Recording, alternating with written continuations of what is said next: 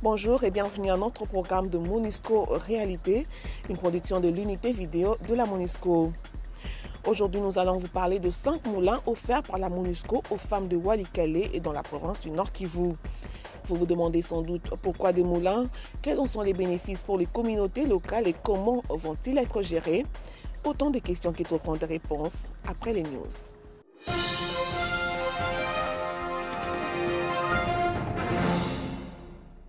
Sachez d'abord que Kinshasa a abrité du 11 au 12 avril 2011 un cadre de concertation appelé colloque pour une dynamique d'élection apaisée en RDC. Ce colloque était organisé par la CENI, la Commission électorale nationale indépendante, et la MONUSCO, la mission de l'ONU pour la stabilisation en République démocratique du Congo. Une soixantaine de participants issus de la CENI, des partis politiques, des organisations de la société civile, des médias et des forces de sécurité se sont réunis pour la circonstance. Il a été question d'identifier les défis auxquels les autorités congolaises devront faire face pour parvenir à des élections crédibles, apaisées et inclusives, cela à travers des échanges entre tous les acteurs politiques. Et à cette occasion, le représentant spécial du secrétaire général de l'ONU en RDC a une fois de plus réitéré la disponibilité des Nations Unies à accompagner la République démocratique du Congo pour des élections libres, transparentes et apaisées. Il est également souhaité que le rapport, que ce colloque soit rapidement disponible afin que vos différentes réflexions contribuent à raffiner le code de bonne conduite qui respecte les dispositions constitutionnelles et légales en la République démocratique du Congo. Comme vous le savez, un avion de la MONUSCO a connu un crash le 4 avril dernier à l'aéroport international de Njili, à Kinshasa. Une enquête dirigée par les autorités de l'aviation civile congolaise est en cours pour en déterminer les causes.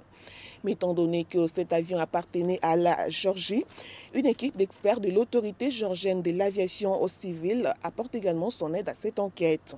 Le département d'appui aux missions des Nations Unies apporte aussi son concours par le biais de ses experts en la matière. Les États-Unis d'Amérique et le Canada ont aussi exprimé leur volonté d'aider. Mais dans le sillage de cette tragédie, des supputations en cours sur les causes de l'accident. Ces supputations ont justement été, entre autres sujets, évoquées au cours du point de presse hebdomadaire de la mission onusienne. Attendons les résultats de l'enquête. Toute autre chose n'est que supputation gratuite. Alors, je vous en prie, les pilotes, quelle que soit la compagnie à laquelle ils appartiennent, quel que soit le pays d'où ils viennent, sont astreints à des règles très précises.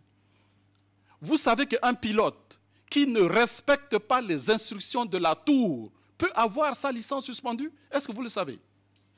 Et même plus, on peut lui refuser de voler à jamais dans sa vie. Vous pensez que les gens vont s'amuser avec leur vie et leur travail?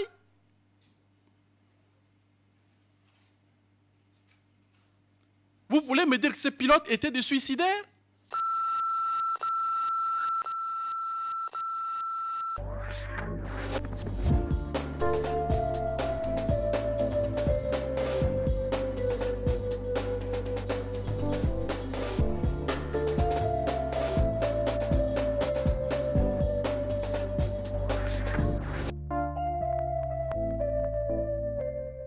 Cinq moulins à grains, c'est l'aide apportée par la MONUSCO aux femmes de Walikale, dans la province du Nord Kivu.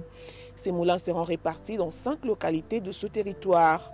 Les femmes de Walikale vont assurer la gestion de ces moulins à travers une organisation locale, la coordination locale des associations féminines pour le développement, CLAFD en sigle. Les casques bleus de la MONUSCO ont profité de leur déploiement pour transporter ces moulins à Walikale Centre.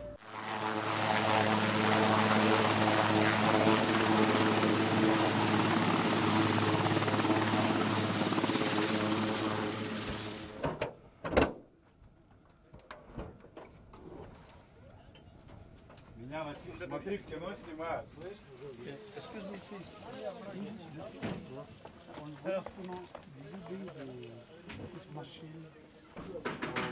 Ce sont là les moulins les moulins de Kortiker et les moulins à farine que la MONUSCO va pourvoir pour les femmes de Walikale, parce qu'il avait un besoin, des associations des femmes de Walikale voulaient se prendre en charge.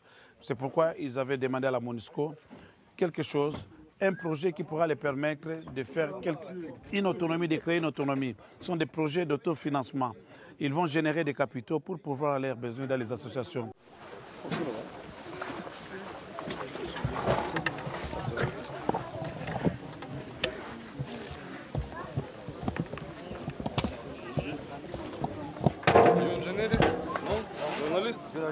Ces machines serviront à alléger les tâches ménagères des femmes et ça leur permettra d'accéder à des activités d'ordre économique.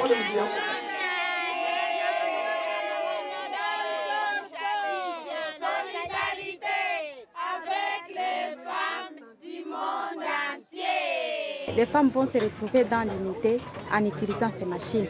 Parce que pour utiliser ces machines, il ne faudra pas être de telles tribus ou de telles religions ou de tels coins du territoire ou de tels groupes associatifs, mais c'est venir pour les femmes, que ce soit des femmes des partis politiques, que ce soit des femmes de la société civile. Donc ça sera vraiment pour réunir toutes les femmes et elles vont se sentir dans l'unité parce qu'elles vont se connaître plus. C'est vrai que notre partenaire qui est la MONUSCO, elle s'est imprégnée des difficultés qu'éprouvent les femmes du territoire du Walikale. Elle a pensé que vraiment pour donner réponse à toutes ces difficultés-là, à tous ces problèmes-là qu'elle a vécu, alors elle a pris une initiative d'aider les femmes dans ce sens.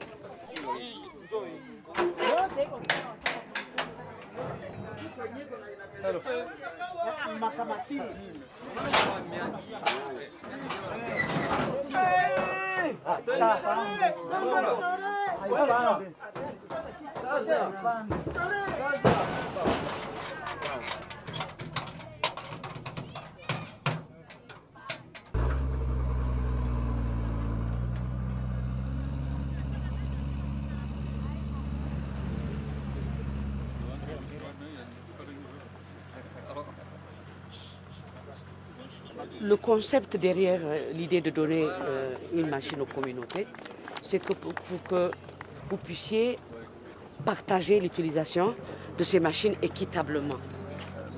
Il ne s'agit pas d'une propriété privée, c'est pour que la communauté en profite. Et vous savez qu'il y a plusieurs localités.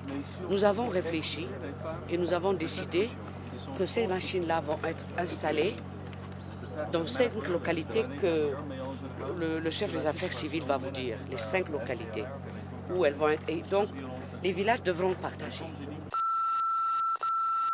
Ces moulins soulageront ces femmes dans leurs travaux au quotidien, notamment dans la transformation des grains. Et si elles arrivent à s'organiser, ces femmes pourront, grâce à ces machines, se procurer des revenus supplémentaires qu'elles pourront utiliser à d'autres fins. Mais mieux encore, ces moulins autour desquels se retrouvent régulièrement les femmes peuvent aussi constituer un moyen de renforcement de la cohésion sociale. C'est la fin de MONUSCO Réalité. Merci de votre attention.